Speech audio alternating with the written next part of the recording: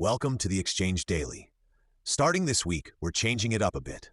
Each day from Monday through Saturday, we will focus on one of the 6 pillars of Matora Solutions' PAVE framework: policy-aware validation and estimation. This structure helps us deliver targeted, high-impact intelligence aligned with how federal and enterprise leaders actually evaluate and validate major IT, cyber, and acquisition investments under the FY 2026 NDAA. The weekly lineup runs as follows. Monday covers Pillar A on mission alignment and business outcomes. Tuesday focuses on Pillar B, policy and compliance, which is today's topic. Wednesday addresses Pillar C, cost, financial benchmarking and workforce. Thursday covers Pillar D, technical viability and architecture. Friday is Pillar E, user experience and human systems integration. And Saturday wraps the week with Pillar F, security and risk. The FY 2026 National Defense Authorization Act is fundamentally shifting how the government evaluates and awards contracts, particularly for complex IT and cyber modernization efforts. Section 812 moves away from the old lowest overall cost alternative standard and instead requires a strict best value approach on GSA schedule orders. Evaluators must now weigh mission outcomes, capability durability, and long-term sustainment, rather than simply choosing the cheapest compliant option.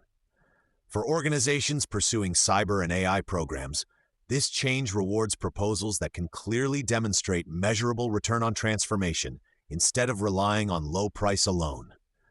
Acquisition teams that have not yet retrained their source selection boards or updated their evaluation criteria are likely to face protests and misaligned awards in the coming months. This emphasis on best value is already influencing how the government manages challenges to contract awards. Section 875 introduces new DFARS language that allows agencies to withhold up to 5% of payments to incumbent contractors during frivolous GAO bid protests. The practical effect is to raise the financial cost of using protests as a delay tactic and to better protect the government's ability to move forward on time-sensitive cyber and infrastructure programs. Both incumbents and new entrants will now need to factor protest risk more carefully into their pricing strategies and transition plans. The era of low-friction protests as a routine competitive tool is coming to an end. At the same time, the rules governing how contracts are initially structured and definitized are also tightening. Section 814 requires more accurate reflection of contractor cost risk when negotiating profit margins on undefinitized contractual actions. While UCAs have long been used to accelerate delivery of cyber capabilities, loose profit calculations have often masked the true level of program risk. Going forward, both government and industry will need to produce tighter cost realism models much earlier in the undefinitized period. Programs that continue to rely on broad assumptions around UCAs are likely to face margin compression and increased audit scrutiny. These individual changes are part of a much broader regulatory overhaul now underway. Executive Orders 14319 and 14275 are driving the most significant federal acquisition regulation rewrite in years by prioritizing speed, end-user outcomes, and the removal of non-mission requirements from the procurement process. For AI and cybersecurity acquisitions in particular, evaluation criteria are narrowing to focus on verifiable performance, supply chain integrity, and direct contribution to warfighter lethality.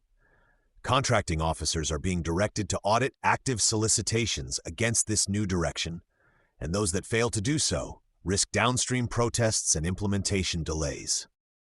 Within this shifting policy environment, new expectations around AI systems themselves are also taking shape. Federal policy now explicitly requires documented processes to validate truth-seeking and ideological neutrality in AI tools used for decision support.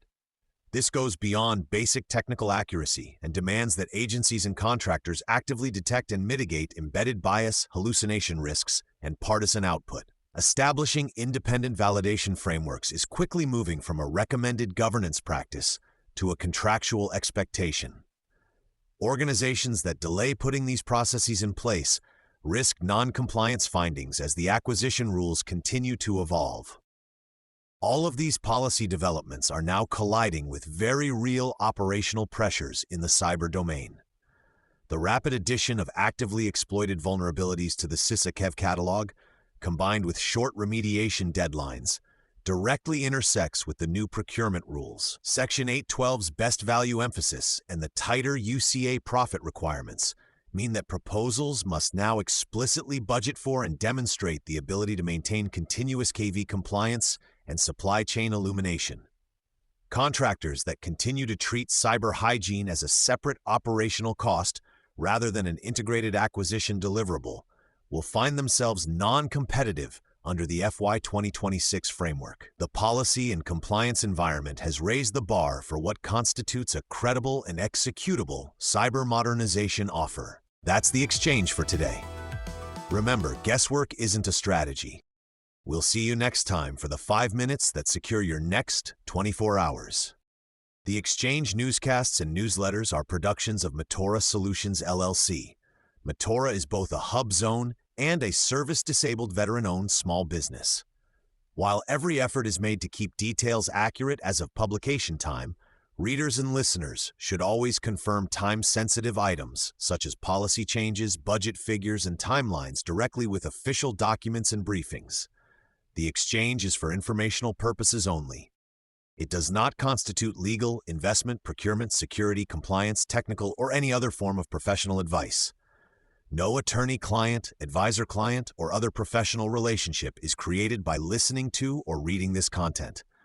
Always consult qualified professionals and validate with primary sources before taking any action. All information is from publicly available sources. All rights reserved. Copyright Matora Solutions LLC 2026.